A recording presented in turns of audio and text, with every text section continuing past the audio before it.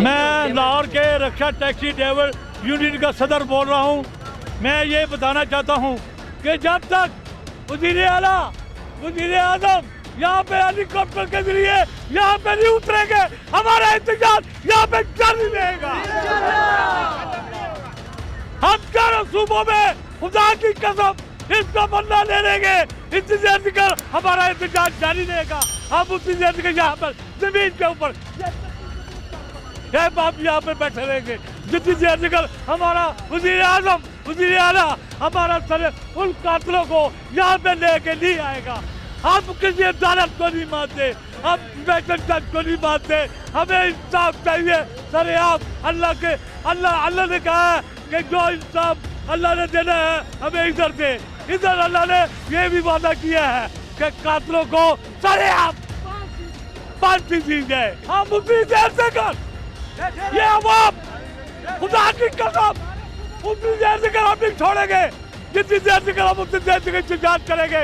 जितनी देर से कर वज़ीर आज़म वज़ीर आला यहाँ पे नहीं आएगा।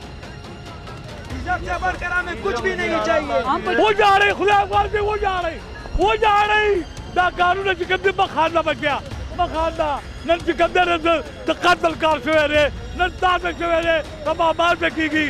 कल टर्मिनल होया आज टर्मिनल होया। किसी अफसर ने आपको बुलाया अभी तक?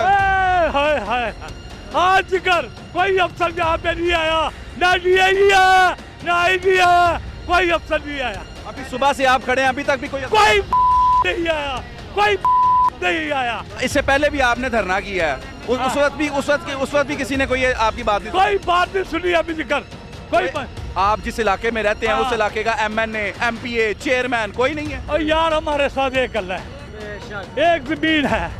इधर ये हेलीकॉप्टर के जरिए आएगा, हेलीकॉप्टर के जरिए आएगा। यहाँ पे आएगा जरूर। सर यहाँ फांसी यहाँ पे होगी।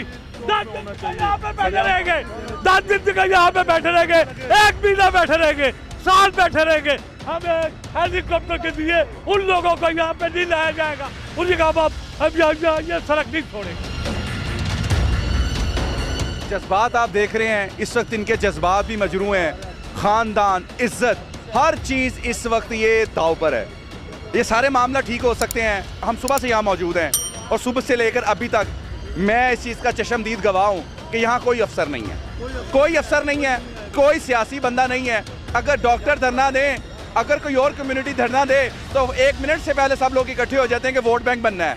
यार क्या मतलब, मकसद क्या है ज़िंदगी का? हर चीज़ वोट बैंक की है। इसके अलावा इंसानियत नाम की कोई चीज़ ही नहीं है हम में।